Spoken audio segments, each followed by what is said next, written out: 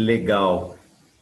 Legal, Felipe. A gente pelo menos agora tá se conhecendo assim visualmente, né? Porque a gente teve contato ao longo da produção do Narrativas do Medo 2, né? Uhum. Daquela coletânea, Sim. daquele livro incrível que o, o Vitor Abdala fez a curadoria, vamos dizer assim, a organização, e foi um trabalho muito legal, né? Foi muito legal. Muito bacana. E agora ele tá querendo fazer a reedição, né? Ele está querendo ver se se faz pelo Catarse, né? Para ver se consegue levantar, mas ao mesmo tempo está em negociação com a AVEC, do Arthur Vec, que inclusive fez uma live aqui com a gente, uma live sensacional, muito interessante, que falou sobre a relação dos autores, dos escritores com as editoras, e eu achei que foi assim sabe, esclareceu muita dúvida da galera. E, e eu soube que eles estão namorando para fazer uma reedição mais trabalhada do Narrativas. Aí juntando Narrativas um e Narrativas 2, eu achei bárbaro, mesmo porque a AVEC tem tudo a ver com o estilo, né? Com o estilo Uhum. do. Gente, tá entrando mais gente aqui, daqui a pouco a gente vai estar com um número maior, mas já para a gente começar, porque eu gosto muito de respeitar o tempo determinado para os nossos convidados. Eu quero agradecer a você, Felipe, de estar aqui com a gente e te falar um pouquinho sobre esse grupo de escrita criativa. Ao contrário das lives que normalmente a gente vê que são feitas para grande público, usando Instagram ou usando o YouTube, eu gosto muito de fazer essa coisa mais intimista, mais fechada, com pessoas que realmente têm interesse pelo tema que a gente está, de cada live que a gente apresenta. Né? Então, você pode ter certeza de que as pessoas estão aqui, vão ficar aqui até o final, não vão ser, até o Doc Comparato riu muito quando eu falei que não são mariposas, né? Pessoas que entram assim, mas saem daqui a pouco. Ele, que ótimo, vou usar esse mariposa nas minhas lives também. Porque às vezes você tem lives até com pessoas conhecidas como você, como o Doc, e como o Marcelino Freire, que foram pessoas que participaram dessas lives aqui comigo. E as pessoas entram só por curiosidade, mas você pode ter certeza que quem está aqui nessa sala de bate-papo, nessa live com a gente, não está só porque é o Felipe, que é um cara bacana, que é um profissional competente, um profissional respeitado e conhecido. Não é porque é o Felipe só, é porque o tema está interessando muito a esse povo. Então, a gente não tem mariposas aqui, não. A gente tem pessoas, a gente tem escritores aí interessados nas coisas que você tem para dizer para eles. Tá? Eu acho que as pessoas aqui, em sua maioria, conhecem o Felipe como ator, né? Nas novelas, nas apresentações de programas, enfim. E eu acho que pouca gente ainda tem pouca gente que conhece um pouco esse teu outro lado de escritor, esse lado até mesmo de quadrinista, né? Vamos dizer assim, de produtor de história em quadrinhos, que é uma coisa incrível, fantástica.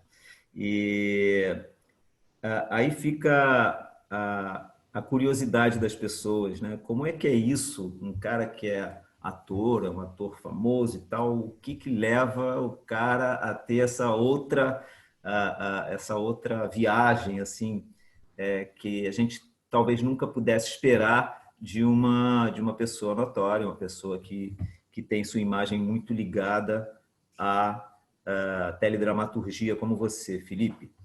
Me fala um pouquinho sobre isso, Felipe. Como é que aconteceu o texto para você? Como é que aconteceu a criação literária para você? Quando é que você teve o estalo de que você queria escrever e até como que isso foi desaguar em HQ, em história em quadrinho e graphic novel? Bom, primeiro, boa noite, né? Eu agradeço o convite, Ricardo, né? É um prazer estar com vocês e agradeço a todo mundo aí a presença, né? Obrigado por estarem aqui. Bom, eu entendo, né? Porque a partir do momento que você aparece publicamente fazendo uma atividade, é natural que as pessoas te identifiquem por aquilo, né? Então, se eu tivesse, sei lá, né, um jogador de futebol, a pessoa, o cara é um jogador de futebol. É Isso é verdade. natural da gente, né? Do ser humano, a gente identificar, né, a pessoa.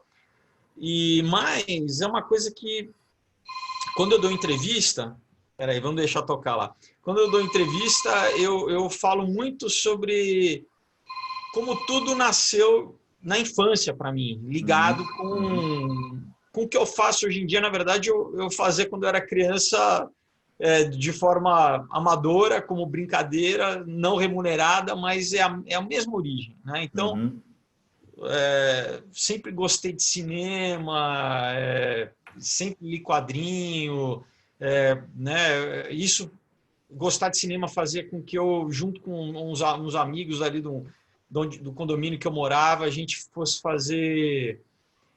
A gente tinha os filmes que a gente gostava e a gente recriava os filmes com câmera de VHS, né? A gente fazia cenas. Você fazia isso com VHS, eu fazia isso com Super 8. Então, eu cheguei a pegar o Super 8, isso aqui, do Super 8 tinha o problema que não tinha som, né? Você teria que ter Não tinha som, E Mas era aquela história, meu pai ainda... Você tinha que mandar a película para o México.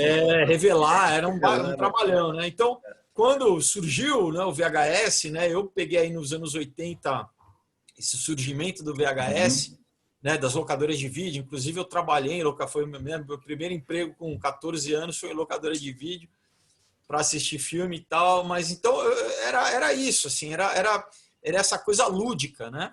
E ao mesmo tempo na escola também sempre desenhando, fazendo fanzine, né? Eu acho que todo mundo sabe o que é fanzine. Então era uma coisa muito por prazer, assim, né? Eu não tinha nenhum... naquela época eu não, era uma coisa de criança, né? Ou adolescente e tal, mas não vislumbrava profissionalmente e tal. Com 15 anos eu fui fazer curso de teatro aqui em São Paulo, e aí eu comecei a fazer comerciais. Aí, mesmo assim, ainda era uma época que não tinha Malhação, não tinha MTV, não tinha mercado para ator, né? Não tinha internet é de 94, isso eu estou falando 89, tá? 89, 90. Então, era muito distante, era uma coisa realmente porque eu queria fazer, sabe? Era Ainda mais aí em São Paulo, né? Em São Paulo você tinha a Cultura que contratava crianças, né, para fazer os Castelos Rá-Tim-Buns da vida, né, com o Carl Hamburger e SBT, que tinha alguma coisa. Na época não fazia novela, né? Era muito esporádica as novelas do SBT. E então, a coisa era Globo mesmo, né? Era só a Globo, né? E, enfim, mesmo assim, você não tinha uma programação para adolescente, né? Você tinha as novelas que, em cada novela, às vezes tinha 2 ou 3 filhos de alguém no núcleo. Né? Então era muito distante, né? Então, tanto que eu, na verdade, ia fazer publicidade. Né, para essa coisa gráfica, eu desenhava bem na época e eu achava que eu ia ser, sei lá, um diretor de arte e tal. Mas nessa época, eu já começava a ensaiar ao mesmo tempo escrita, entendeu? Então, já começava, né, a escrever alguns poemas, já começava a escrever uns esquetezinhos de teatro, né? Porque, né, como eu falei, com 15 anos eu estava fazendo esse curso de teatro, então eu estava muito engajado, né, com a turma lá, né, além da escola, que eu continuava, né, estudando e tal, mas essa coisa me mobilizava muito. Então, foi assim, a minha primeira tentativa, vamos dizer, criativa, sem nenhuma pretensão, né? Não, sem pretensão e sem também nenhum conhecimento de linguagem, por exemplo, né, de teatro. Como eu escrevia corrido, assim, sabe? Depois, conforme eu fui lendo peça de teatro por causa do curso, aí eu fui entendendo um pouco mais de formato de texto, entendeu? Então, na máquina de escrever, dava um trabalho, não era no computador, era nome, né? Eu dava um trabalho enorme para escrever uma página de diálogo. Com certeza, né? Com certeza. E eu tenho até hoje me guardado essas coisas antigas, assim. E daí o que aconteceu, né? Eu, enfim, com 17 anos, né, eu já estava fazendo cursinho para prestar vestibular. E aí surgiu aqui a agência que eu fazia comercial, a Globo veio procurando atores de São Paulo para fazer uma minissérie que se passava em São Paulo chamada Sex Appeal. Então eles queriam gente com sotaque de São Paulo, com cara de São Paulo, e eu passei, né? Eu fiz o teste, passei, e aí as coisas, o universo, né? Assim, se abriu para mim nesse sentido que eu era realmente um milagre, assim, né? Gente, ele não quer falar nada, mas ele passou numa concorrência com cerca de 500 candidatos, viu? Foi uma coisa, essas coisas assim que, sei lá, né? A vida é muito louca, né? Quando as coisas acontecem. E, enfim, mas eu tinha sempre essa pretensão de artística, né? Quer dizer, claro, eu já estava trabalhando ali, até porque aí você vai saber que, claro, né? A TV muitas vezes é vista simplesmente como um veículo, né, cultura de massa, uma coisa comercial, apesar de, né, de ser...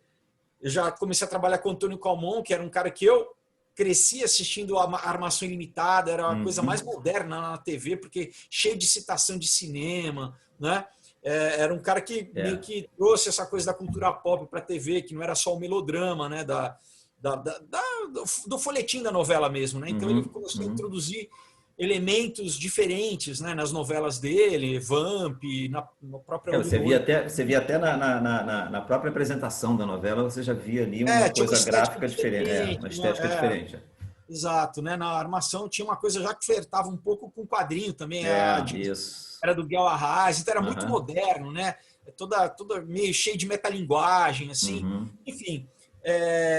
Então, eu, né, comecei a trabalhar, fui para o Rio e todas essas coisas, mas eu sempre, né, acabei não cursando, né, a publicidade, mas eu queria, né, eu queria fazer uma faculdade, e daí, um pouquinho depois, quando eu já estava trabalhando como ator, uma época que eu consegui ficar uma temporada em São Paulo, fazendo teatro aqui, cheguei até também fazendo novela, aí eu cursei faculdade de cinema na FAAP, né, e acabou que eu fui focando um pouco mais na escrita, né? Ok. Durante esse tempo, eu já começaram a aparecer uns convites por causa do trabalho de ator, por exemplo, para colaborar uma vez na Folha de São Paulo, escrevendo um artigo. Aí eu fui convidado pelo Sérgio Roveri, que era editor do Caderno de Cultura do Jornal da Tarde, que é um jornal que não existe mais aqui em São Paulo. Não existe mais. Tipo um JB, né? Era um jornal meio JB. Eu lembro, eu morei 3 anos aí em São Paulo, eu sei. E daí ele me convidou para escrever, para colaborar frequentemente, né? Escrevendo coisas que eu gostasse, né? Não fazer crítica, porque eu acho que o crítico, muitas vezes, ele tem que criticar aquilo que ele não gosta, né? Então, eu escolhia, mas ele falava, tem essa matéria aqui, né, de um filme X ou um show, né? E daí eu falava, não, legal, isso eu quero. E daí, então, basicamente, eu só falava bem das coisas, porque eram geralmente coisas que você curtia. Mas era fazer uma análise e tal, enfim. Então, foi um tempo muito legal também de começar a publicar e ter um feedback, né?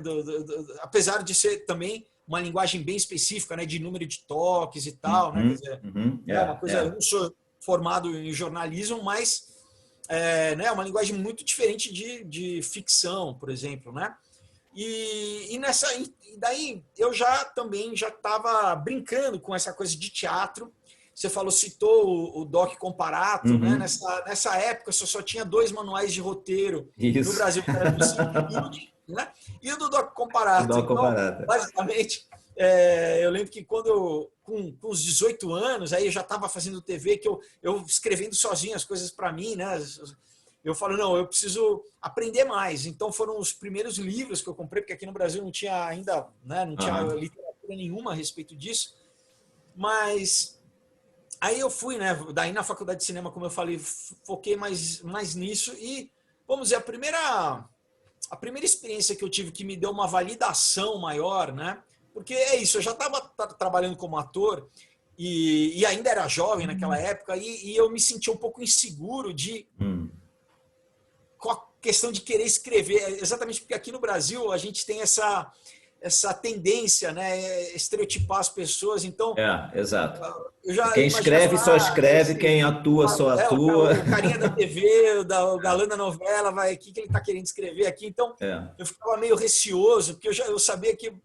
Então, o que aconteceu? Surgiu um concurso na época, que já era um concurso anual, né, do Ministério da Cultura, chamado Concurso Nacional de Dramaturgia, Eu participei, isso foi na virada de 99 para o ano 2000, e um amigo meu falou, tá tendo esse concurso aí, eu fui ver as regras e tal, e o legal é que você mandava o texto e tal, mas você tinha que mandar o texto de forma anônima. Claro que tinha uma ficha de legal, isso é bom. Mas os jurados não sabiam quem estava participando. Quem era o autor. Então, isso para mim me deu uma tranquilidade, porque às vezes as pessoas acham, a questão da notoriedade é positiva, às vezes é negativa. Às vezes é negativo, exato. Às vezes a pessoa pode ter um preconceito a teu respeito, então já cria ali uma... Né, então, eu falei, bom, legal, porque o resultado que for, eu vou saber que vai ser isento da minha persona pública, vamos dizer assim, né? E eu acabei ganhando também, acho que foram, sei lá, acho que tinha 4 mil e tantos textos, assim, eu acabei, e daí foi essa história que eu acabei 18 anos depois. Caramba! Né, que eu ganhei no ano de 2000, em 2018 eu lancei como quadrinho, que daí eu já vou entrar nesse processo de transformar os meus roteiros e tal em quadrinho. Muito bem, então isso me deu um gás, assim, eu falei, caramba, né? Eu, inclusive, né, fui a Brasília, foi na época, acho que o último ano do Fernando Henrique, era o ministro da Cultura, era o Jobim e tal, então fui receber lá, e para mim foi muito importante no sentido dessa validação. Falei assim, bom, eu sei que gostaram, porque eu acabei, olha só, a vida também é interessante, em 2015 eu acabei fazendo uma peça com um dos jurados, que é um diretor de teatro. Olha... Ele falou, eu fui jurado ali, né? Enfim, então, o que aconteceu aí, né? Eu sempre quis também uma outra coisa, morar fora, né? Eu sempre, na época da adolescência, eu não tinha dinheiro, né? Para morar, fazer intercâmbio, essas coisas. E aí eu já trabalhava, eu conseguia pagar, e eu quis passar uma temporada na UCLA, em Los Angeles, me especializando, né, em roteiro. Legal. E eu fui, a princípio, passar 6 meses, acabei passando 2 anos, né? E foi incrível, uma experiência que eu... Agora, né, sei lá como é que vai ser essa questão do corona e tudo, mas era uma coisa que eu sempre recomendava, né? As pessoas a ter essa experiência. Essa experiência, não, com certeza, você conhecer outras culturas e tal, isso é importante pra caramba. Quem tiver essa chance de fazer isso. Enfim, então aprendi muito lá, foi uma época incrível, e daí eu voltei finalzinho, na virada de 2013 para 2004, retomei, né, o trabalho aqui como ator, mas aí eu já comecei a escrever, vamos dizer assim, frequentemente, né? A princípio para cinema, né? Como roteiro de cinema, que era o formato que você até se especializou, né? Vamos dizer assim. E então, logo quando eu voltei, eu escrevi um roteiro que é o que eu vou lançar agora em novembro, que está em produção, que vai ser meu 5º quadrinho, vamos dizer assim, né? Eu aproveitar e mostrar para o pessoal, né? Os que eu já lancei aqui, já lancei 4, né? E então esse que eu vou lançar agora em novembro chama Knock Me Out, que é uma história de um... Quando eu voltei, eu queria colocar no papel muito dessa experiência, né? De ser estrangeiro, de você... essa experiência ontológica de estar meio que num limbo cultural. Você não está no teu país e você também não pertence a outro país, você está... Você está ali, né, flutuando, né, entre o preconceito, né, que a gente percebe esse tipo de preconceito, né, de alguma forma, também as pessoas te olham de forma assim, você é um alienígena, ainda mais para o povo americano, né, o americano é sempre... mas olha, eu tive uma experiência, mas é que independente disso, se fosse em qualquer cultura, porque eu gosto muito de viajar, já viajei bastante, e tem essa questão de ser o estrangeiro. Não, né? Com certeza, sempre vai ter. Sempre você é um alienígena mesmo. Você... E que é um estado muito interessante, porque principalmente em culturas onde, por exemplo, o alfabeto é diferente, né? Como, sei lá, o Japão, né? Ou na Rússia, o cirílico. Na Rússia, o cirílico, Você tem uma questão que o Peirce falava da primeira idade, segunda idade e terceira idade, né? Então, de você, na verdade, ter que recodificar Uhum. as tuas coisas num nível de secundidade, não de primeiridade, mas de secundidade. Então você realmente tem que... O teu olhar é novo, né? Porque a arquitetura é nova, muitas vezes a vegetação é nova, tudo é novo, né? Então Não, esse com estado do certeza. estrangeiro é muito É bacana. uma experiência. É o que eu falo, as pessoas estão mais carecas do que eu de ouvir nas lives, nos bate-papos, que eu tenho duas filhas, né? Eu e minha esposa, a gente tem duas filhas. Uma mora nos Estados Unidos, é americana, já casada e tal, e tem uma que é cidadã sueca. Então, eu tenho netos suecos. Então, eu Bacana. consigo perceber bem essa coisa que você está falando, né? Por Sim. exemplo, eu jamais vou conseguir falar sueco. Só que eu dou graças a Deus que até caixa de supermercado lá fala inglês, então isso já, Sim, já é. Mas você realmente percebe esse impacto cultural e dos sim. comportamentos, né? É uma coisa que você se sente meio que no limbo mesmo, você fica assim meio tentando se enquadrar. E é mais grave quando você ainda tem um grau de parentesco assim, você tem netos dentro dessa realidade que não é a sua.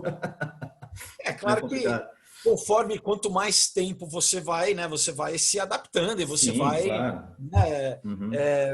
mas enfim, então, e aí eu continuei, né, daí depois quando eu estava escrevendo, né, isso foi em 2004, o Knock Me Out, que é essa história, eu tive a ideia, vamos dizer, a ideia inicial, o Eureka do Aurora, que foi o primeiro que eu lancei em 2015, mas a ideia inicial eu tive em 2004.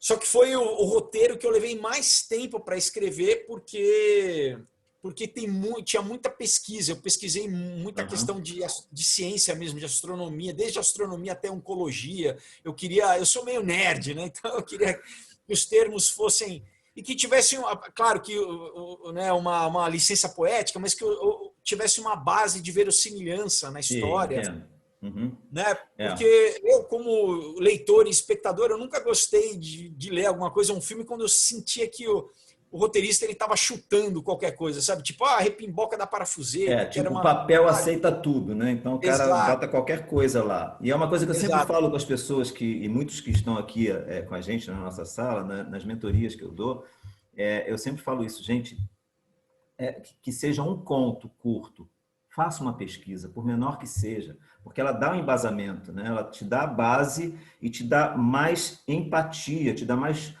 conexão com o leitor quando ele percebe alguma coisa de realidade, mesmo que seja uma ficção, entendeu? Mas você alicerça o texto, né? De certa forma. Eu acho, mesmo que você vá construir um universo É. totalmente fictício, como por Aham. exemplo Duna, né? Uhum. É. Você precisa dar corpo a esse universo, né? Duna tem areia e tem minhoca, cada minhocão enorme. Então, como é que é? Sim, inclusive é uma das coisas mais básicas, é para você exatamente para depois você respeitar as próprias leis, as próprias Uhum. convenções desse universo que você vai estar criando, É, né? é. No caso, sei lá, se a tua história se passa, né, no Brasil colonial, ou se passa na Grécia clássica, Uhum, uhum. claro que quanto mais, né, referência você tiver sobre aquele período, né, mais rico vai ser o teu texto, né? Com Quanto mais certeza. É. dados, né, mais Uhum. input você tiver, e para mim era uma coisa muito boa no sentido de conforme eu empacava, porque eu falo que era mais ou menos construir um quebra-cabeça a partir de uma peça, que eu falei que eu tive essa ideia inicial e eu falei, bom, e daí, né? Como que eu desdobro isso, né? Muitas vezes quando eu empacava, eu falo, pô, eu não sei agora aonde mais evoluir a história. Uhum. A pesquisa muitas vezes me ajudava, porque daí Ajudava. conforme eu parava com o texto, eu ia pesquisar até de repente alguma informação me dar um gatilho para já sei, e aquilo, né, me trazia Já então te traz, a você pesquisa me pega o fio ajudou. condutor de novo, né? Uhum. Exato. Enfim, depois disso eu escrevi em 2006 esse aqui, Comunhão, que aí foi meio que uma primeira experiência como uma encomenda, mais ou menos, que não foi uma encomenda, mas quando eu estava, né, eu morei fora, eu tinha vários amigos lá de estúdios nos Estados Unidos, né? Uhum. Conforme eu fui mandando alguns roteiros para eles, um desses amigos americanos falou assim, olha, por que você não escreve um roteiro de terror? Eu falei, cara, terror, porque a princípio não me atraía muito, né? Eu gostava de terror quando era adolescente, mas depois, né, perdi o gosto pelo gênero, vamos dizer Aham. assim. E ele falou, olha, é um gênero que muita gente começa na indústria aqui através, né, porque geralmente é barato, tem muita produção, né, tem um público grande. Então Tem, com certeza. É comercial, é bem comercial. Né? Muita gente entra no mercado através desse... E para mim foi um desafio exatamente como eu não tinha compromisso nenhum, né, não estava contratado de ninguém, eu escrevi aquilo que eu gostava, então eu falei, será que eu consigo escrever alguma coisa que a princípio não seria um gênero, vamos dizer assim, né, uma opção minha? Será que eu consigo? Então foi um desafio para mim. Daí eu falei, bom, então eu tenho que pegar elementos de coisas que me interessam e encaixar dentro desse gênero, e foi isso. Também é uma história que eu gosto bastante, que eu lancei em 2017, né? Foi o segundo quadrinho que eu lancei, mas escrevi como roteiro de cinema em 2006. Então, outro conselho que eu dou geralmente quando né, eu participo, assim, às vezes numa palestra, alguma coisa assim, é falar para as pessoas, nunca jogue fora nada, né? Uma ideia, com certeza, nada, com certeza. uma sinopse, com nunca jogue. Você não sabe quando é que você vai usar aquilo, né? Você pode, às vezes passam, né? Como eu estou falando, você vê, todas essas histórias que eu fui guardando na gaveta nos anos 2000, quase, né, 15 anos depois, 20 anos depois, eu estou materializando elas isso. de alguma forma, né? Perfeito. Enfim, e daí né, continuei a escrever. Claro que você escrever sem ter feedback, sem poder dividir, não tem graça, né? Porque a gente quer... Como é que fica o ego do escritor nessa história, né? Eu acho que é para compartilhar, eu acho que é uma produção que você tem, criativa, de querer exatamente compartilhar com as pessoas, né? Só que como era um roteiro de cinema, cinema é muito caro, então em 2009 foi a primeira vez que eu pensei, poxa, será que eu consigo adaptar isso para quadrinho? Que era uma coisa que eu cresci lendo, né? Uma mídia que eu né, já tinha muita relação com ela e era bem no começo do... Quer dizer, claro que ao longo aí dos anos você tem adaptação de quadrinho para a televisão e para o cinema, né? Em várias décadas. Ninguém não lembra do Batman, que foi feito nos anos 60, mas que eu cresci assistindo aqui nos anos 80, né? O Batman do pau. O Batman e Robin mesmo, daquele seriado do Adam West. Adam West, exato. Mas nessa época dos anos 2000, era a época que a Marvel estava começando a lançar, né? Então, essa leva que até hoje, né, desses grandes blockbusters aí, mais frequentemente de quadrinho e tal. Então eu falei, poxa, será que não... Né, tá todo mundo adaptando quadrinho para cinema? Talvez eu faça o caminho contrário. Né? Começa a fazer o quadrinho e depois, né, quem sabe? Fazer como roteiro de cinema e adaptar para quadrinho.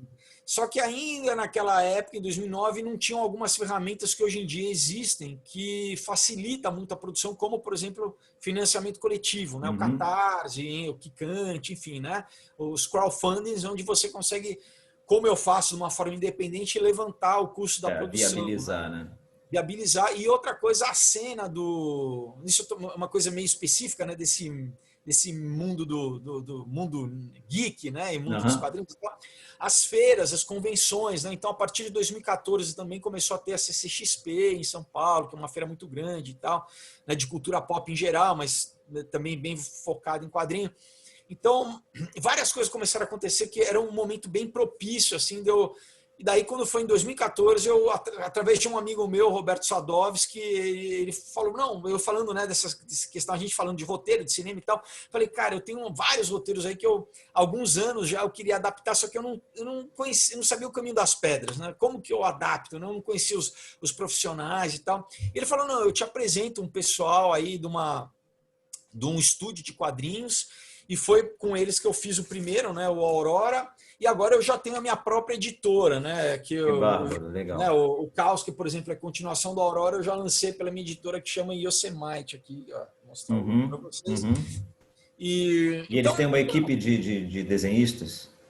Então, na verdade, agora é assim, eu meio que aí fui conhecendo as pessoas e contrato, né? E vou contratando os desenhistas bom, se o pessoal tiver interesse, né, sobre os processos criativos.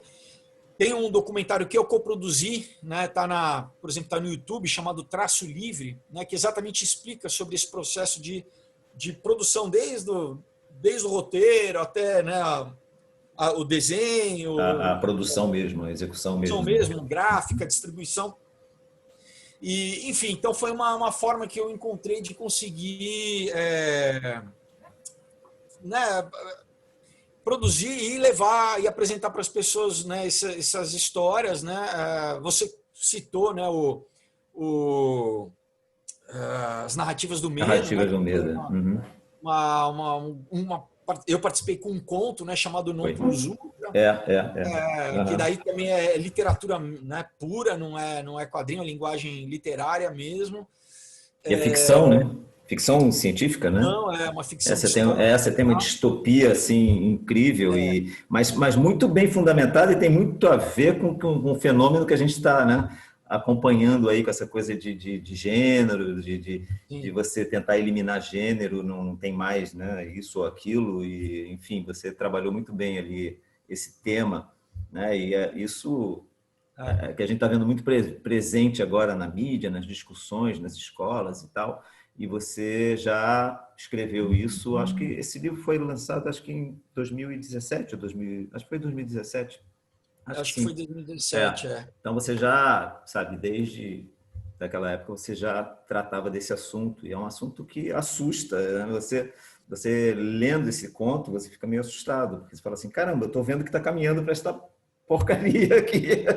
Se alguém quiser ler, tiver curiosidade também, eu tenho um perfil lá no LinkedIn, aquela rede, né, de mais profissional e tal, e tá postado lá em artigos, tá? Legal, então, legal. Entra lá no meu perfil, tá disponível publicamente lá para leitura. Bárbaro, vale a pena, gente, o conto é muito bom. Enfim, e agora tô aí em vias de finalmente um dos meus roteiros ser adaptado para cinema. Uau, grande, é mesmo? Cara, enfim, né? Porque no Brasil isso aí tem que ser comemorado mesmo, né? Vou ficar bem feliz assim, porque isso tem que ser muito bem alguns comemorado. anos aí de.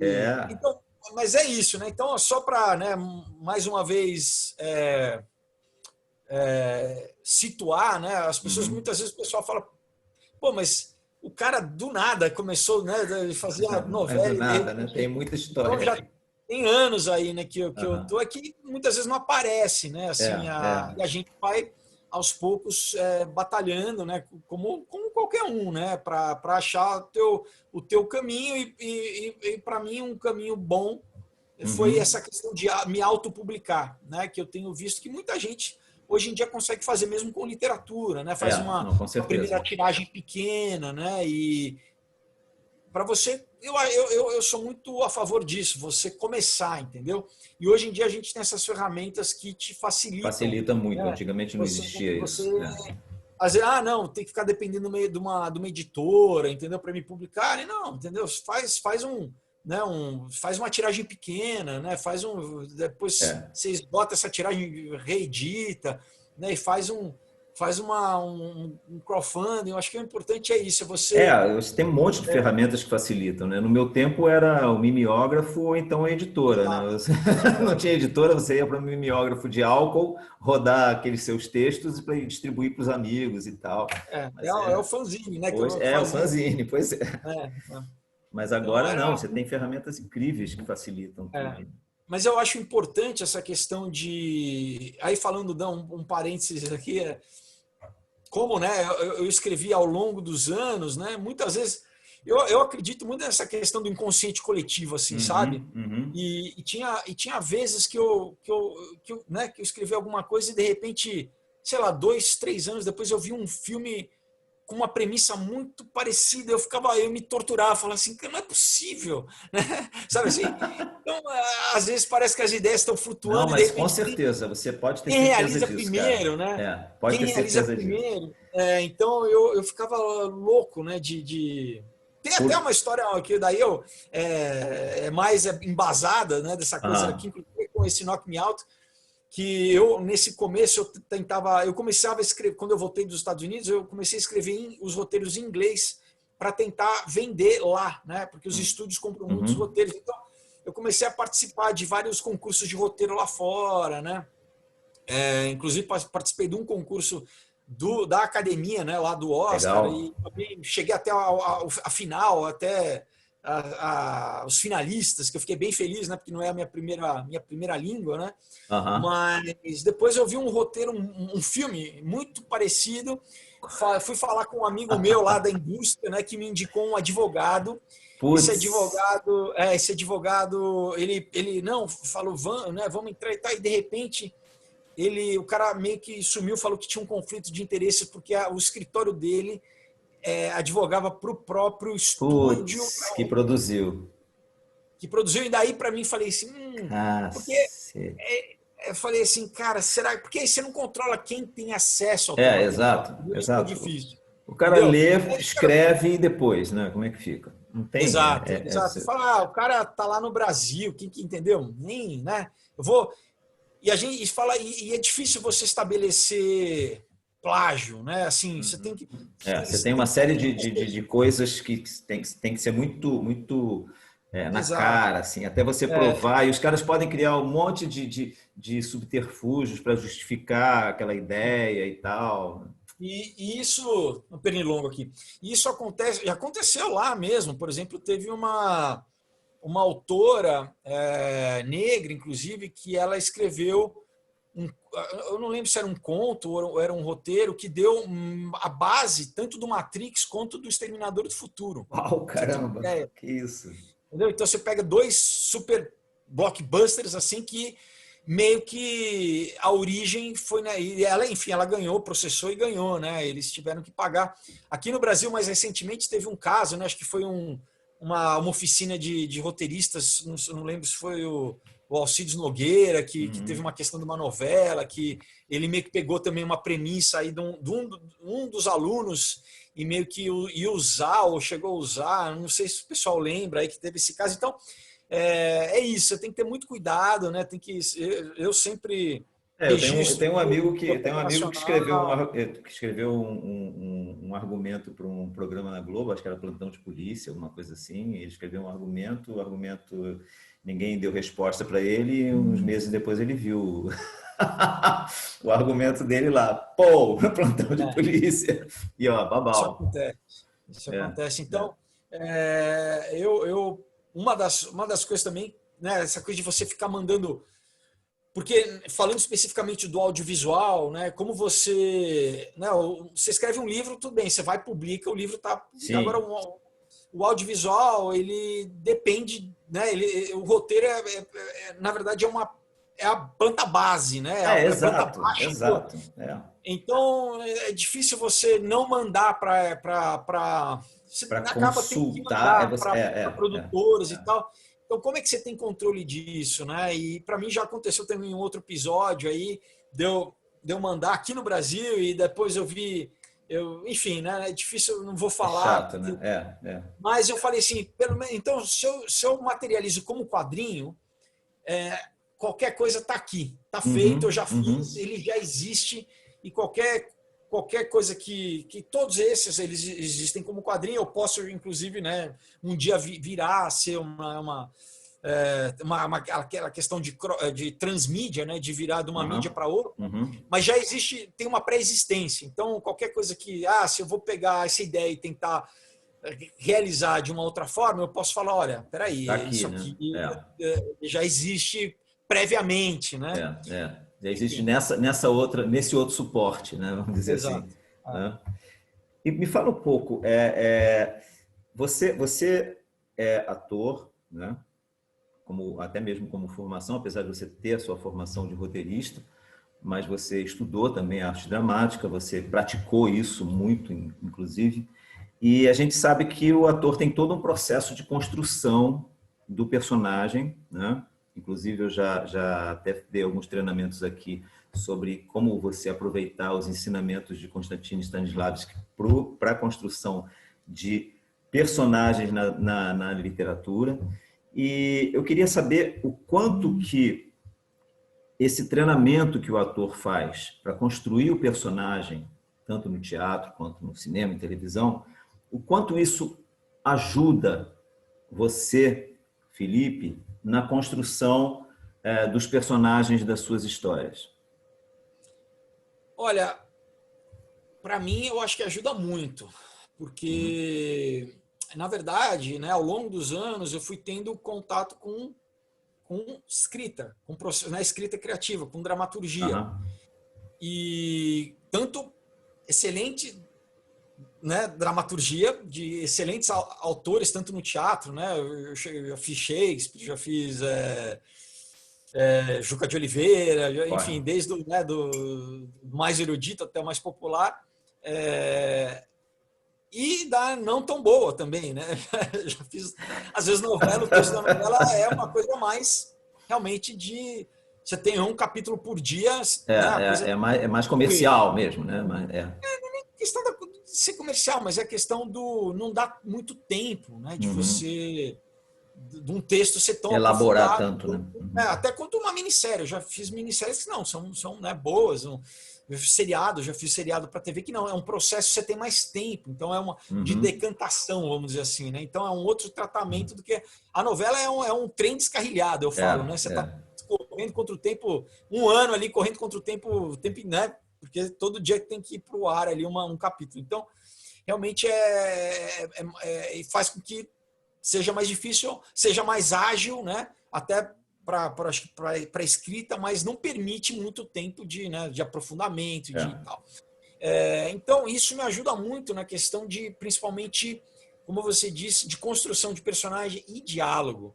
Principalmente porque né, ao longo dos anos eu fui sabendo, né? Porque uma coisa é você escrever um texto, outra coisa é você ter que falar. Muitas vezes, né?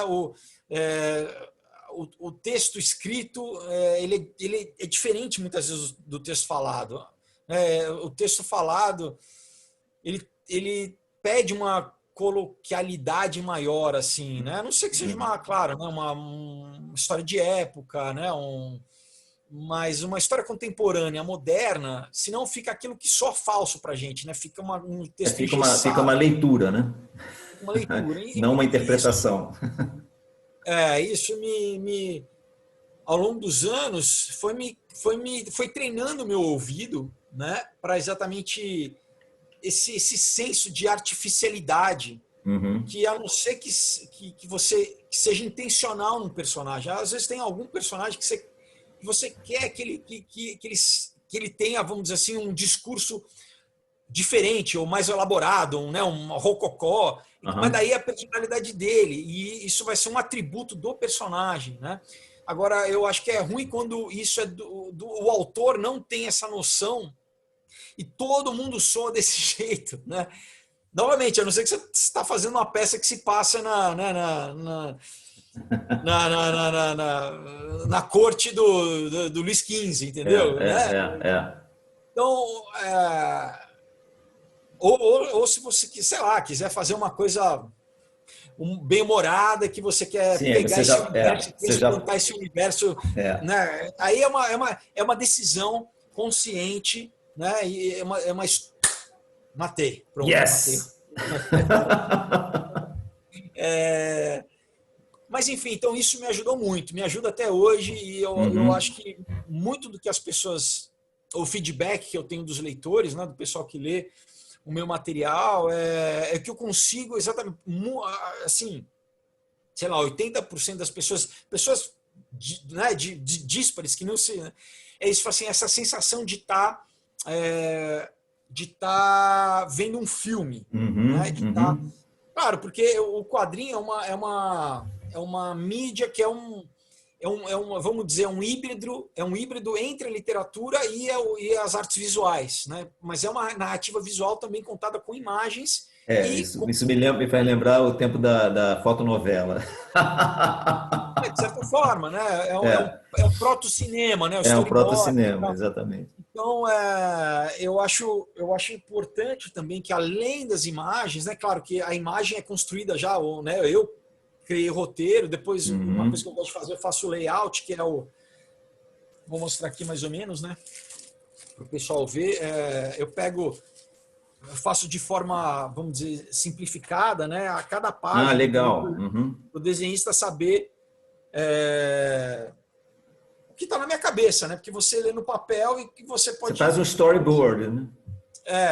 Isso a gente chama de layout, né? Layout, depois faço vamos dizer, um arquivo, né, de imagens para ele também saber, por exemplo, né, se eu lá no roteiro tá uma árvore, né? Uhum. Pode ser uma macieira, pode ser um coqueiro, pode ser, né? Mas você dá as referências, né? Eu pego várias referências, desde de figurino, né, de cenário, de equipamento, sei lá, uma metralhadora, uma arma, fisionomia. Geralmente eu pego, sei lá, 5 ou 6 atores que eu acho que tem um physique de rôle, né, um perfil parecido. Óbvio que não é exatamente. Eu sempre falo, inclusive, para os desenhos, falo, não é. Por isso que eu pego vários, mas é esse biotipo, né? É esse biotipo, assim. Então, para ele, mais ou menos saber o que está na minha cabeça, né? Porque quando eu escrevo de uma forma que o pessoal, né, imageticamente, né, eu escrevo já meio que vendo as cenas, né? Tem um outro pernilongo. Pelo meu treinamento né, com cinema e tal. Então, é essa forma que minha cabeça funciona, assim, né? E tanto mesmo quando é puramente literário, né? O meu desafio, a grande facilidade, né, que me perguntam entre a diferença de roteiro e de, por exemplo, a linguagem literária, é que na linguagem literária eu posso botar no papel um estado emocional, por exemplo, né? Eu posso fazer como Proust e ficar fazendo ali páginas de digressão e de memória. No cinema eu não consigo fazer isso, eu tenho que mostrar. Tem que mostrar, Tem que mostrar. É visual, né? Porque senão, inclusive, fica chato, né? Então, eu posso fazer ali uma cena que é, sei lá, um flashback, ou um pensamento, uma memória, mas de qualquer forma eu tenho que explicar aquilo, né, no roteiro. Eu tenho que conseguir transcrever essa imagem para o diretor e para as pessoas que vão materializar essa imagem como imagem, né? Então, desde a direção de arte, desde o figurinista, do ator, todo mundo vai ter que... Você tem que criar aquilo, né? Tem que criar aquilo de alguma forma. Você acertou menos um? Quase. Mas você tem que criar a forma, e aí você tem muitos componentes para você chegar ao resultado, né? Quando você cria, quando você joga essa ideia no papel, você está ali primeiro, você tem, que eu sempre falo, o papel te dá muito mais liberdade do que uma peça de teatro ou um cinema ou a televisão, né? Porque o papel, você, como o Beijo falou, você vai embora, né? E na televisão e no cinema, nas artes visuais, não, você tem que elaborar aquilo e pronto. Eu acho que assim, né? Que na verdade você tem que ter um poder de síntese maior. Sim. Para um roteiro, né? Quando você trata com audiovisual, você tem que ter um poder de síntese maior do que na literatura. Isso você falando, isso tem a ver com publicidade, né, cara, também.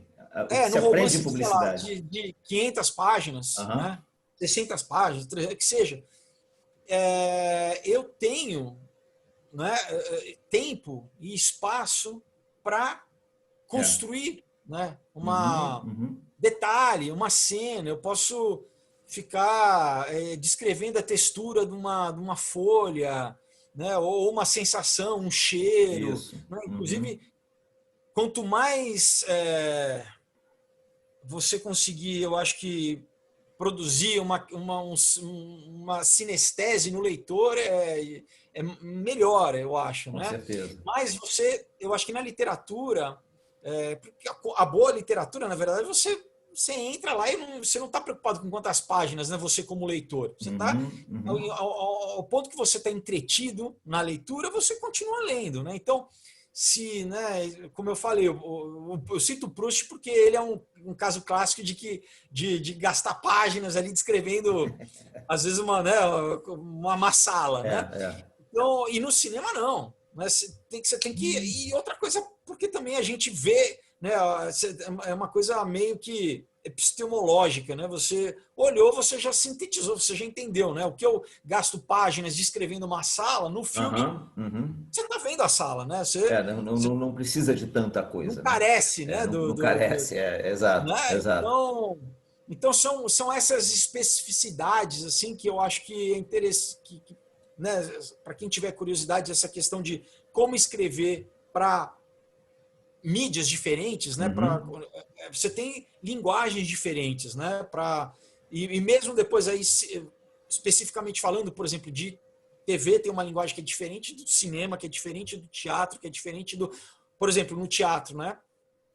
No teatro, você, como espectador, você está vendo o ator na íntegra no palco, né? Você que, na verdade, como espectador, você escolhe... Desculpa, matei outra aqui. Você escolhe o que você vai focar, o teu campo focal. Então, por exemplo, eu posso escolher ver a mão do ator, né, no teatro, né? Eu posso escolher na TV e no cinema não, já é o diretor que vai dar um close, né? Então, no meu roteiro, eu já tenho que especificar. Claro que, né, eu posso especificar, e claro que o diretor depois ele pode não respeitar isso que eu, como autor, né, como roteirista, estou colocando. Ele pode, na direção dele, né? Caramba, tá cheio de pernilongo aqui. Deixa eu fechar a janela, porque senão não vai dar aqui. Peraí.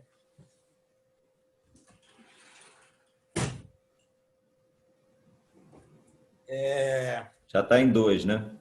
Já está em 2, mas já vi mais ali, um voando. Aqui, ó, já botei aqui no...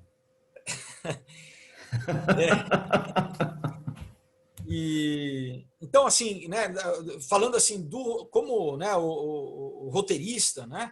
Então você tem que se adequar. Por exemplo, quando eu escrevo teatro, eu não estou preocupado, né? E mesmo assim, não, no texto em si, eu não escrevo assim, vamos dizer assim, close, tem, né, o plano americano, né? As cenas de teatro, geralmente, elas são muito maiores, né? O tempo cênico é muito maior, assim, e as cenas de cinema e de TV são muito mais fragmentadas, né? Então... tem vários cortes, né? Exato. Caramba, desculpa. Bom, tem alguma pergunta sua, Ricardo, ou do pessoal? Não, na verdade as perguntas... Eu fiz perguntas aqui... as coisas que eu estou colocando, que eu estou trazendo, na verdade, eu recebi algumas perguntas das pessoas do grupo, né? E eu resolvi fazer uma elaboração, um mix com outras questões que eu também tinha para colocar. E uma delas, quer dizer, que está aqui ainda, eu sei que o nosso tempo está acabando, a gente daqui a pouco tem que encerrar, mas como é que essa história que você partiu realmente para o HQ, para a graphic novel, e você deve estar muito entusiasmado com essa ideia de ter uma história dessa, um roteiro, uma história dessa passada para cinema, né? Porque eu acho que essa, na verdade, era o teu grande desejo, né? Me fala um pouquinho sobre isso. Olha, e não é ao mesmo tempo, porque, como eu falei, como eu cresci lendo quadrinho, para mim, hoje, na minha estante, ter os meus quadrinhos junto com os quadrinhos que eu lia é uma coisa que é uma realização, sonho, né? É uma realização enorme, entendeu? Eu sei que, às vezes, né, no Brasil, principalmente, as pessoas não têm muito hábito de ler quadrinho, né? Não, todo mundo acha que o quadrinho é só coisa infantil, né? Maurício de Souza e tal. Mas, mundialmente, né, o quadrinho, por exemplo, eu vou dar tem um filme chamado Road to Perdition, né, que é um filme com o Tom Hanks, se passa nos anos 30, nos Estados Unidos, na época da Depressão Americana. Era uma graphic novel, né? Então, assim, tem um filme que acho que é Azul, o Azul é a Cor Mais Quente, um filme francês. Era uma história em quadrinho, né? Você tem Walking Dead, era quadrinho. Você tem um monte que não é super-herói, mas que era quadrinho, né? Aquele Atomic Blonde era quadrinho. Então, o quadrinho é um veículo incrível, né? Então, claro, né, que para mim, como também ator vai ser uma grande realização poder ter um roteiro meu. Com certeza, com certeza. Como cinema, né? Mas o quadrinho em si, né, ele me realiza muito, assim, né? Eu sou muito, sei lá, puxo muito a sardinha, né, pro quadrinho, assim, porque eu acho que é uma mídia incrível, assim, né? Porque comparado com, por exemplo, com TV e cinema, onde o espectador é passivo, você senta ali, você não participa, né? Você está passivo, né?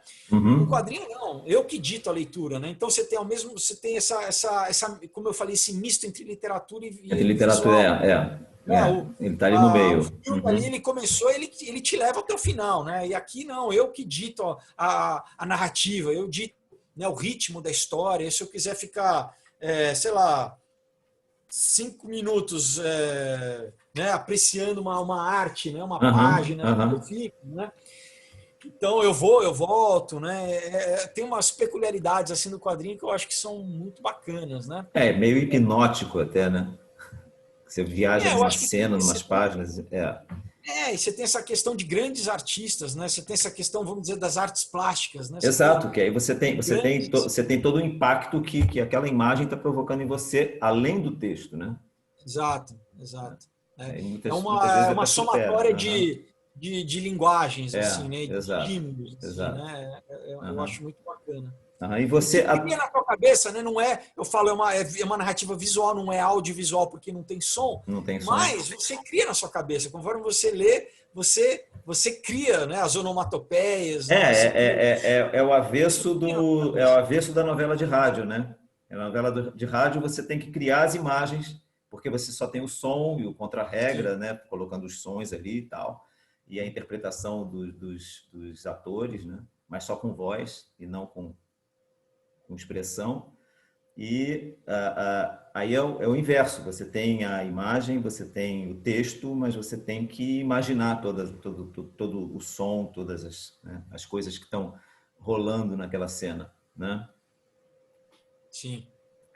Uma outra coisa, a tua vibe mesmo vai ser Deve, tá? sempre... Peraí, gente, que a Andréa Vilaça entrou aqui.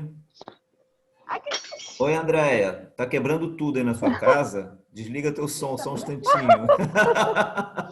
Ai, desculpa, eu tô no mercado. Eu tô Ah, tá saindo do bom, trabalho tá, agora, que ótimo, desculpa. legal. Não, para Me mim é uma perdoa. satisfação, para Um mim é uma prazer, satisfação viu? Eu vou colocar. enorme. É uma satisfação enorme você estar aqui com a gente, Deu uma mesmo passadinha no estando fazendo Carrefour. compras. Muito Tá obrigada, ótimo. desculpa, Que gente. Eu isso, vou colocar querida. aqui silenciado. Que isso. Obrigada. Tá vendo até o pessoal te prestigiando, A Aida me fazendo cortou compras, o viu? baba aqui, menina, eu interrompendo. Como é que eu faço para me poder colocar no mudo, Peraí, você sabe? deixa eu te Ai, caçar aqui que eu desculpa. boto você no mute aqui, peraí. Porque ele foi, ele caindo na risada aqui para os André. Pronto, mutei a Andréia. Legal, vamos lá. Mas a tua vibe, ô Felipe, a, é a ficção científica. Fala um pouquinho sobre isso para mim. Olha, na verdade, eu escrevi já vários gêneros diferentes, assim, né? Uhum, O Comunhão é um suspense com terror psicológico, né? uhum, O Aurora e o Caos, aí sim, é uma ficção científica com teoria da conspiração, uhum. nova ordem Queria saber como mundial. que eu faço para mim sair, tirar o meu. Ah, consegui. Eu acho que agora ela conseguiu. Tá ótimo. Por exemplo, um outro dia é um drama sobrenatural, Ah, é né? legal. É meio um conto de Natal, mais ou menos assim. Uhum, uhum, E o Knock Me Out que é esse que eu vou lançar agora em novembro, é um romance, vamos dizer que no mundo da luta, né? Seria uma, não é, é uma, tem um pouco de comédia romântica, mas é um drama romântico que se passa. Então, na verdade, eu não, né, não tem uma. Para mim é assim, é a ideia inicial, independente do gênero, né? uhum. É, é, o, se essa ideia ela é, vamos dizer assim, forte o suficiente para me obrigar a escrever, porque você passa né, é um investimento de tempo, Ah, sim, com né, certeza. Uhum. então na verdade é isso. Eu sempre, como eu falei, independente da ideia, eu sempre vou anotando as ideias, né? Mas tem aquelas que ficam te martelando, assim, fala assim, não, é a minha vez, né? Deixa eu, né? E daí eu falo, quando a ideia tem que É ser verdade. suficientemente forte para te convencer a falar, Aham. bom, então vamos lá, vamos sentar e começar esse processo criativo, que isso é uma coisa É. interessante de falar que, pelo menos para mim, na minha experiência, ao mesmo tempo que é prazeroso, demanda tempo, demanda energia, meio que te consome um pouco também, né? De você... Já aconteceu de eu acordar de madrugada, sonhar com a história, ir para o E tem que computador anotar, né? Tem que escrever. e o dia nasceu, assim, entendeu? Já passei, sei lá, 8 horas na frente do computador. Sem... Então, realmente é um mergulho, pelo menos para mim, né? É meio que um mergulho, assim, quando você está nesse... Eu falo com as pessoas que, para mim, é a chamada a psicografia de você mesmo, quer dizer, da tua persona escritor, você psicografa essa persona e ela escreve de uma forma assim fluida, de uma forma, né, pujante, e aí vai, você tem que dar corda, né? enquanto tiver coisa boa para escrever, né? Eu acho que você tem que alimentar isso. Uma coisa que as pessoas, eu percebo nas conversas que eu tenho com as pessoas do grupo de escrita criativa e com os meus mentorados também, é a tal da censura, né? Dos medos. Eu queria que você falasse um pouquinho sobre isso, inclusive porque existem pessoas que até conversam comigo nas mentorias, que falam assim, mas eu sou muito religiosa, mas eu sou muito religioso, e às vezes eu tenho vontade de fazer alguma coisa mais assim, mas eu fico pensando no que as pessoas vão falar, as pessoas na igreja, as pessoas na minha comunidade e tal. E as pessoas, às vezes, têm grandes ideias, têm grandes coisas para serem desenvolvidas, grandes histórias, mas elas têm o medo da autocensura, quer dizer, elas têm o medo da opinião, do que os outros vão falar. Poxa, como é que você escreveu uma coisa dessa? Você é uma pessoa que as pessoas te veem dessa forma, e como é que você pode dar uma palavra para essas pessoas que têm, para esses escritores, principalmente os iniciantes, que têm esse medo de irem adiante e de ousarem mais, né? Mesmo colocando até à frente das suas próprias convicções, vamos dizer assim, na hora de elaborar um texto, um bom texto, ou uma cena específica dentro de uma história. Como é que é isso na tua cabeça e o que você pode dizer para essas pessoas? Bom, eu acho que vou dividir em duas coisas. Eu acho que a primeira é um instinto natural no sentido da exposição, né? Porque qualquer impulso artístico, a não ser que você faça só para você, né? A gente novamente sempre faz para compartilhar, né? Independente se é pintura, se é artes plásticas, literatura, enfim. E muitas vezes você vai estar passível à crítica, né? Então, isso eu acho que é uma questão do artista em geral, né? De você criar a arte, que é uma coisa que você vai colocar no mundo e que as pessoas julgam, né? A gente sabe que as pessoas julgam, né? Então, primeiro é isso, é você estar confortável em saber que vai estar, a partir do momento que você fez e você colocou no mundo, né? Ação e reação, né?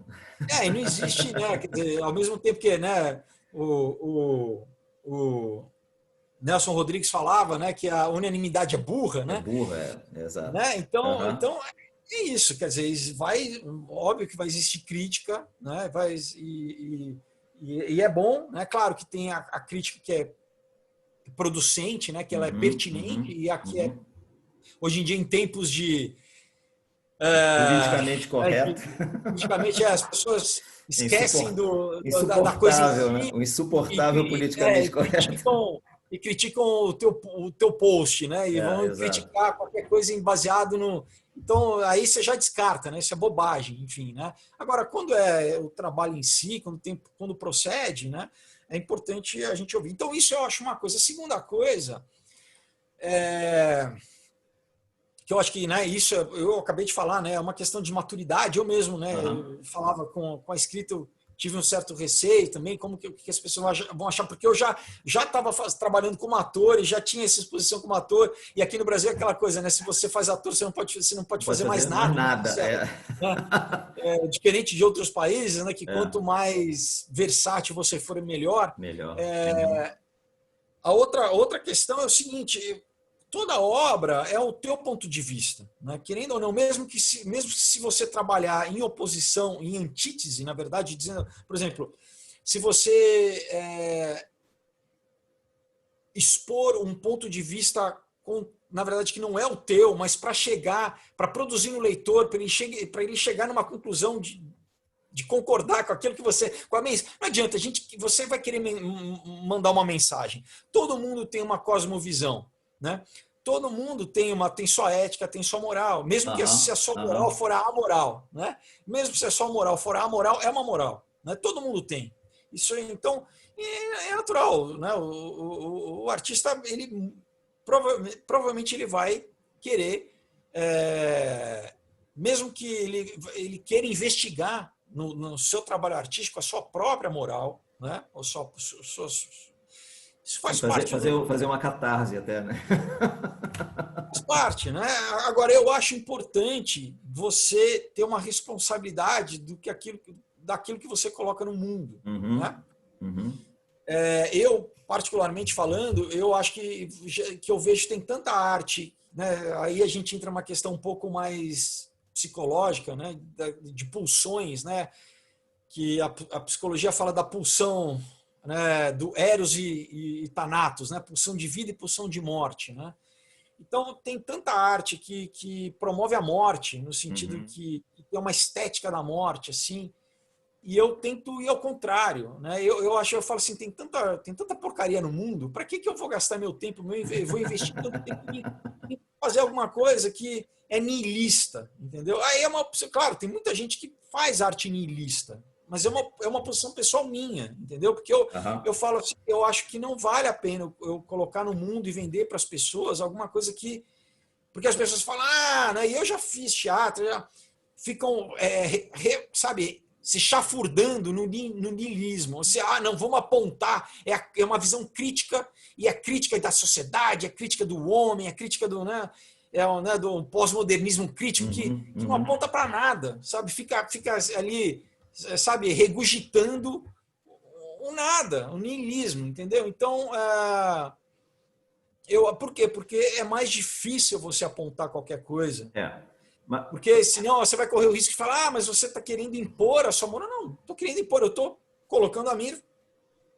Você é o leitor, cada um vai ver uma coisa, né? Mas a obra acontece num encontro entre o artista e é uma interlocução. Sim, com certeza. Mas eu acho importante você saber exatamente o que você quer falar, entendeu? Independente, claro, com humor, com emoção. Outra coisa, eu acho que é entretenimento, eu acho que você tem que entreter. Né? Não, obviamente não é vazio, não é só, né? Porque o que vai fazer com que aquela obra permaneça, ela tem uma vida útil, né? É a profundidade. Quanto mais né? Você termina o livro e o livro ficar com você ali um dia, 2 dias, uma semana, um mês, um filme, né? Isso eu acho que é o mais bacana. E provavelmente, se for só um plotzinho, uma historiazinha... Agora, se for alguma questão que mexa, uma questão existencial, aquilo vai produzir uma reflexão, né? Eu compreendo exatamente esse teu raciocínio, mas em alguns momentos, você até para chegar numa obra que vai ter uma conclusão até dentro do teu conceito de moral, da tua visão de vida, enfim, às vezes você tem que trafegar num vale podre, né? E descrever isso. Exemplo, e aí que está o medo de muita gente de navegar por esse vale, entendeu? De passar por essa... É uma história de um jovem, um usuário de droga, ele morre, ele encontra a morte. Né, tem uma citação que eu faço, a morte do 7º selo do Bergman e tal, porque a brincadeira é que cada um vê a morte conforme a sua referência, então, né, a morte dá parabéns para ele, que fala, pô, que bom gosto, né? Eu estou cansado de vir aparecer como o Jason, como o Freddy Krueger, né? Enfim, e ela leva ele a revisitar o passado em todos os momentos decisivos dele, da vida dele, a rever as escolhas e tal. Então eu falo que tem abuso sexual, tem um pouco de política, né? Tem droga, entendeu? Então, assim, eu acho que você não pode deixar de tocar num assunto, né? Isso eu acho. Agora, o esse o problema ponto. É esse qual o que é a ponto. moral da história, né? Isso que eu estou falando. O que eu digo é assim, aonde que eu vou querer chegar independente? Porque tem uma coisa, como que eu vou falar do mal se eu não falo do mal, se eu não exponho o Exato. mal, por exemplo, né? Você bota o No mal Punhal, bonitinho, né? O mal bonitinho no não dá, Punhal né? tem canibalismo, Aham. tá? Tem decapitação. É pesado, o bicho pega, entendeu? Mas é isso que eu falo, é essa questão né, da verniz da civilização, né? Cito um pouco Heart of the Darkness, né, o Coração das Trevas, que foi um livro que influenciou Coppola a escrever fazer o Apocalipse. Apocalipse Não, Now. exatamente essa questão de quando que o homem deixa de ser homem e vira animal, quando que a civilização é muito tênue, quando que a gente parte para a barbárie, né? E o que você tem que fazer para sobreviver? Então, aí eu falo assim, aqui eu não posso me limitar a tocar nesses temas, mas se eu paro, podia ser uma escolha, entendeu? Se eu paro numa coisa nihilista, eu acho que eu não estou oferecendo nada. Por mais que o leitor não seja, fala, tudo que o cara escreveu ali, eu não concordo com nada daquilo, mas eu estou propondo uma coisa. Eu acho que eu acho complicado quando, vamos dizer, aí fazendo uma análise por exemplo, do gênero de terror. O que o filme de terror? O terror basicamente é sobre poder, tá? Por que as pessoas gostam de ver o filme de terror onde o assassino mata todo mundo? O assassino tem poder. O espectador se identifica não com a vítima, ele se identifica com o assassino. Porque o assassino tem poder. E, na verdade, qual que é o último poder sobre nós? É a morte. O que tem mais poder sobre o ser humano do que a morte? Então, claro, né, que daí tem a sua alegoria é o assassino X, é Tem o as Chuck. formas, tem as formas, né? Mas, independente disso, é o quê? Se a gente for fazer uma análise mais profunda, é a finitude, é a morte. Né? E essa morte, ninguém escapa. Por isso que no filme de terror, né, eles correm e tal, e no fim... O terror é saber se vai doer mais ou menos, né? Enfim, mas daí você fala, qual que é esse fascínio, né? O que atrai a pessoa? Então, assim, uma coisa é essa, básica, né, para a gente começar. Agora, tem uma outra coisa de um sadismo, né, que nos Estados Unidos eles chamam portal horror, que assim, é quando os filmes de terror têm uma dosezinha de... É sadomasoquismo. Tá? Tipo Jogos Mortais. Exato. E qual que é o processo catártico de você... né? Então, é o tipo de coisa que eu falo assim... Eu acho que tem um lado nosso aí, fazendo uma análise mais, sei lá, sociológica, que tem uma questão que, né, não sou eu também que estou falando que isso é antigo, né? Tem o Freud já falava, tem um livro chamado Mal-Estar na Civilização, né? E tem uma questão, a cultura pode ter momentos que a cultura está doente. E muitas vezes eu falo assim, será que eu vou querer contribuir produzindo um material cultural que vai somar nessa doença cultural? Vai potencializar a doença. Vai potencializar. Ou eu vou fazer um material que eu falo essa questão da pulsão de vida, entendeu? Então é uma decisão minha, né? Independente eu toco desde uma coisa mais divertida até coisas mais pesadas, mas eu acho que eu tenho que trazer a tal da moral da história, porque toda obra tem uma ética, tá? Toda obra tem uma ética. Sim, sem dúvida. Tem que ter. Toda obra tem uma... Tem. Tá lá, tem embutida, mesmo que você, na sua vida, né, a pessoa fala, não, eu sou amoral, né? Então eu sou um pós-modernista que não tenho... Mas aí é o que eu falo, é um exercício do nada, né? Porque no final você tá... O que eu vejo muita arte, inclusive no teatro, né? com amigos, eu falo assim, às vezes eu vou ver uma peça e eu vejo que é puramente uma exploração estética do nada. Você fica lá sentado 2 horas Vazio, vendo, né? sabe? É um vazio no final. Então é bonito, porque geralmente é muito estético. Mas é isso, é um exercício estético do nada. Que no final eu falo assim, cara, olha quanto tempo, né? E as pessoas às vezes ficam presas, né? Elas ficam hipnotizadas pela estética, né? Eu acho que, ao meu ver, né? Eu acho que falta exatamente uma estrutura, uma coluna que não adianta, que é isso. O que você está propondo com isso? Pode ser a mais bonita que seja, né? Pode ser o mais feio bonito também, que você tem essa estética, Sim, né? sim, sim. Enfim, Estética do feio. e daí é outro discurso também que não, né? Mas o principal é isso. Então eu não sei, por exemplo, levo só de produzir um quadrinho já é mais ou menos 1 ano de produção, né? As minhas histórias têm mais de 100 páginas todas. A produção, então, eu tenho que pagar dinheiro, né? Fora o tempo que eu levo para escrever. Então, eu falo, para que eu vou gastar tanto tempo, tanta energia em algo? Porque muitas vezes a gente, às vezes, começa a, né, como eu falo, as ideias surgem, você fala, não, eu vou escrever essa história e tal. E aí, ao passar do tempo, eu fui pensando, por que eu quero contar essa história? Essa história nasce de mim, é uma coisa que eu quero falar. Por que eu quero falar essa história, né? Qual o Da onde que sentido disso, vem? né? Exato, entendeu? Então, às vezes, tem histórias que não vale a pena, entendeu? Ser contada. Talvez você possa até, para expurgar, você possa até, né? Mas depois, né, você fala assim, mas isso tem algum valor Algum mesmo valor, artístico? né? Além do meu processo catártico, de eu expurgar alguma coisa, né? Será que Eu vou é agregar suficiente? alguma coisa positiva, né, nessa história? Então, como eu falo, né, assim, eu vejo muito isso em qualquer, sem nenhuma, né, eu acho que a arte você pode, novamente, né, você tem qualquer tipo de expressão artística, né, música, enfim, tá? A gente tem.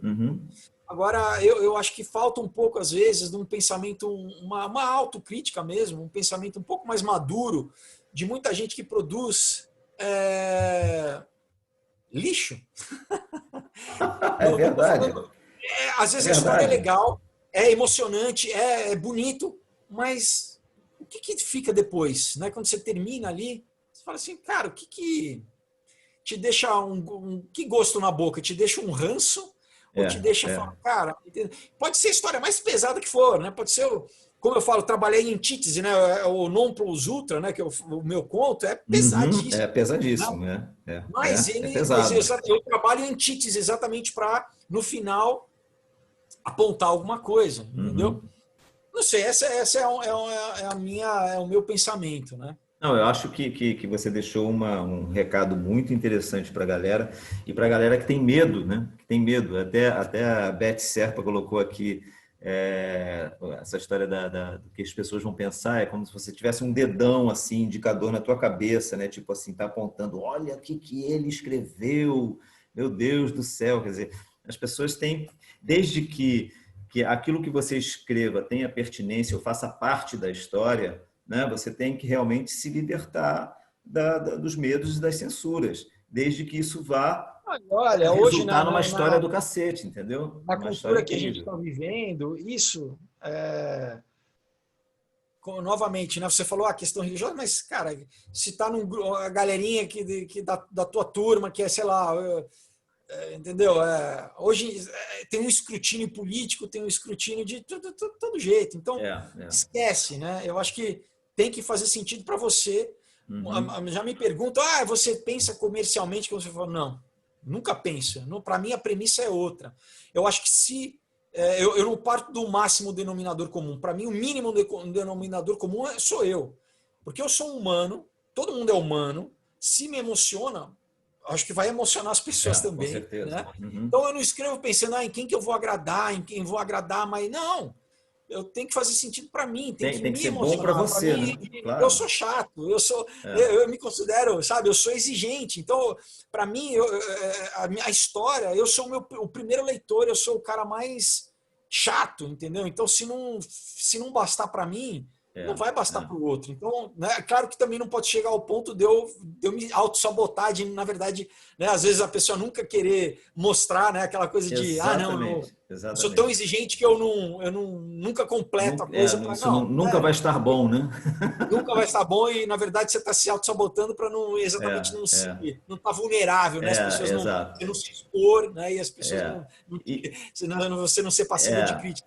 Mas, é que eu falo para a galera, é aquela história, quando você escreve uma história, né, deixa ela uns dias na gaveta, depois lê. Se você achar que você compraria essa história, então está ficando legal, está ficando bom. Então é por aí. Quer dizer, você tem que gostar daquilo que você está escrevendo, você tem que escrever com prazer, né? Que se aquilo te emociona... Muitas vezes tem essa coisa da maturação também, né? De você falou, às vezes... Você deixa o texto ali, quando você tem um distanciamento, porque quando você está no processo, você está tão, tá envolvido, você está tão dentro ali que às vezes você não tem uma perspectiva, assim, e daí você deixa ele, sei lá, algumas semanas, um mês, você vai retomar, você vai ler com frescor e com outro olhar, e aí, né, você faz um segundo tratamento, faz um... Né, exatamente. Mas uma coisa que eu sempre também, às vezes, quando me pergunto é isso: ninguém nasceu sabendo, né? Ninguém como ninguém, sabe? A não ser, sei lá, o Mozart. Sim, são aqueles talentos absurdos, né? Então, às vezes, a gente se compara, né? Você fala, nossa, mas... Cara, eu falo assim, cara, você tem que fazer, né? Eu acho muito isso, assim, você tem que fazer. E, claro, né? Você tem que ter um bom senso, porque, às vezes, a gente não tem...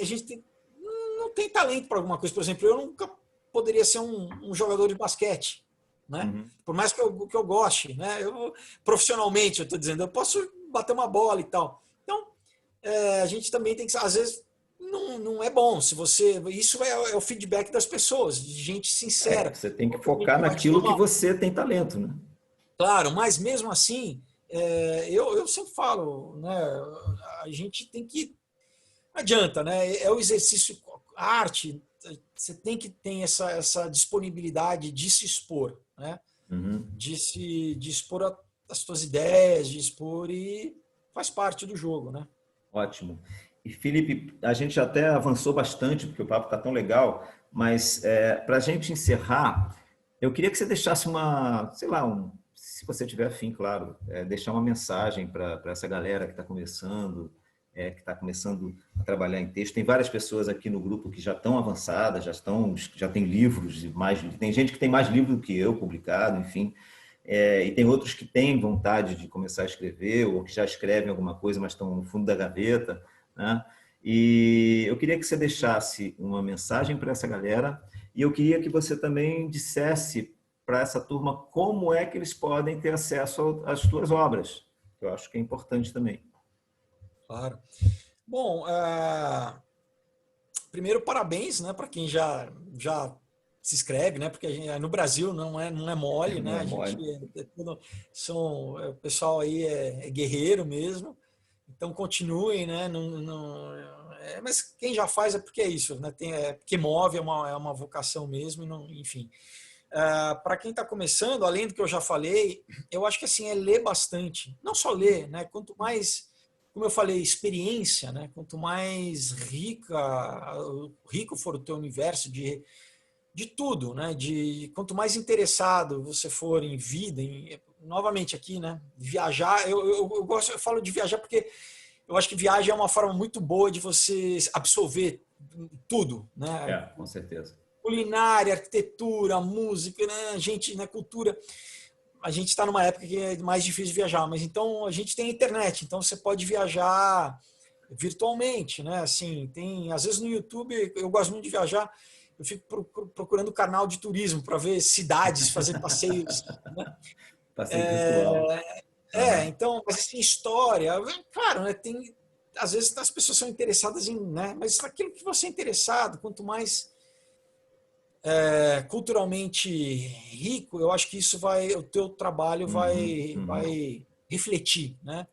Não adianta, também, se não tem input, é difícil ter output, né? Então quanto mais você se enriquece, mais se nutre de tudo, né? Música, cultura, enfim, né? E óbvio, literatura. Afinal de contas, você quer escrever, então, né, é muito bom você ler um Dostoiévski, né, você lê, né, um Camões, você lê, Os enfim, grandes clássicos, né? grandes clássicos, isso é muito Exato. importante, né? Aham. Para quem, enfim, né, está começando, eu tenho um curso, né, numa plataforma digital chamada Savoir, é um curso chamado Narrativa, o Contador de Histórias. Que legal. É um curso bem bacana que eu criei, né, vamos dizer assim, o conteúdo, e é exatamente sobre você desenvolver esse processo criativo para história, né, para narrativa, e pego, é bem diverso, né, eu Bárbaro, pego desde bárbaro. fisiologia, de como o nosso cérebro funciona, de como psicologia também, história, então eu gosto bastante, eu recomendo, assim, quem tem acho que dá para assistir uma aula grátis Depois você lá, me é só, passa o link, que eu tá, vou colocar no grupo lá para o pessoal te dar uma passo. olhada. Uhum. Enfim, é Savoir, né, o nome da plataforma, né, de ensino à distância, e daí o curso é o contador de narrativa, o contador de histórias, Mas e você falando do Savoir, vai ter gente digitando Saravá, vai ter gente digitando. não, eu passei. E quem quiser, né, né, aí adquirir os Aham. quatro, o Aurora, o Caos, um outro dia e o Comunhão, e em breve o Knock Me Out, acho que eu lanço em novembro. Eu tenho tanto pode ser pelo meu Instagram, que é @Felipe_Fogosa, você mandar um direct lá, ou Legal. pela página do Aurora HQ de história em quadrinho, tá? Uhum. Então, Aurora HQ no Facebook, é só mandar uma mensagem, um direct, eu passo direitinho, né, como fazer, eu mando aí, né, com uma dedicatória pelo correio, e é Legal, isso. legal. Felipe, muito obrigado por você dispor desse tempo aqui para a galera, né? E de você ter aceitado o meu convite. E foi sensacional, foi muito bom. Acho que deu assim, arejou a cabeça das pessoas com informações super relevantes, né? Super, sei lá, foi muito rico. Inclusive quando você falou sobre os personagens, sobre essa tua sinergia entre a criação do personagem na dramaturgia com os personagens que você desenvolve nos seus textos, a adequação da linguagem, né, do roteiro para quadrinho, para literatura. Eu acho que a gente conseguiu navegar por todos esses temas de maneira muito rica. E, mais uma vez, muito obrigado por você estar aqui. E a gente vai manter contato. Galera, prazer ter vocês aqui. Tá? Uma boa noite para vocês. Um beijo grande para todo mundo. Felipe, muito obrigado do fundo do meu coração. Tá bom? Vamos manter Obrigado, contato, que eu quero acompanhar teu trabalho. Tá bom? boa noite, um grande abraço para todo mundo aí. Tchau, gente. Fiquem com Deus. Obrigado.